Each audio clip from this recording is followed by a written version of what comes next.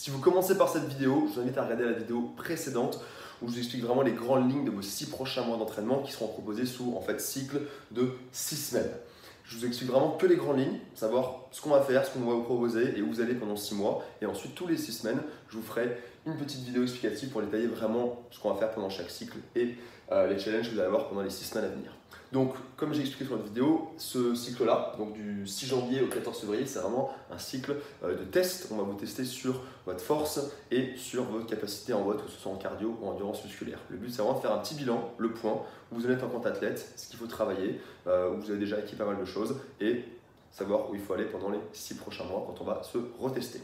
Donc, comme je dis, vous avez beaucoup de tests à venir pendant ces 5 semaines. 5, vous verrez pourquoi, pas 6. Pourquoi ? Vous avez la première semaine qui a déjà lancé un petit peu la couleur, où vous étiez testé sur le LN, sur le back squat et sur le power clean. Durant la semaine 2, vous aurez comme WOD de référence le 17.1, et vous serez testé sur le squat clean. Sur la semaine 3, le WOD de référence sera le Fran, avec un test de force sur le front squat et le power snatch. Semaine 4, deadlift, on va se tester sur la gym, ici, traction strict, HSPU strict ou option scale pour ceux qui n'y arrivent pas encore. Et semaine 5, 2 watts de référence, le fameux 2000 mètres au rameur et un WOD skill qu'on a d'ailleurs déjà fait avec des squat snatch, des toast to bar et des double unders. Pour les meilleurs d'entre vous, ce sera vraiment un test de fitness et pour les autres, ce sera plutôt un test moins cardiovasculaire parce que justement, c'est des éléments qui sont très techniques et qui vont limiter musculairement. L'objectif, c'est très simple en fait, c'est de le faire le plus proche possible qu'on peut du RX tout en restant en sécurité et dans 5 mois, quand on le retestera, voir si on peut parvenir à le faire en RX ou si jamais on a un petit peu moins scalé.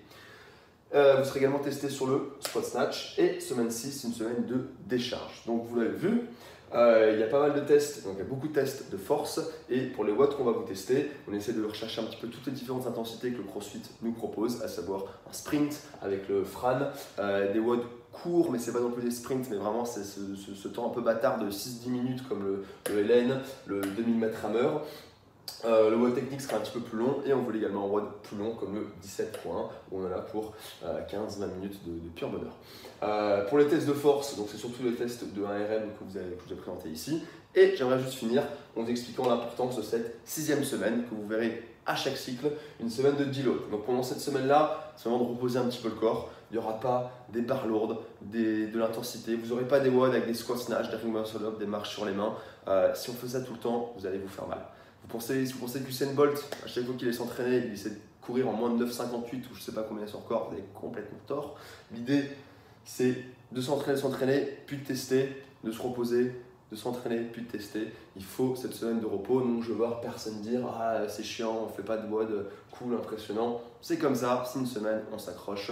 Mais de toute façon, je ne parle pas à tout le monde, mais ceux à qui je parle, vous savez qui c'est. Ciao.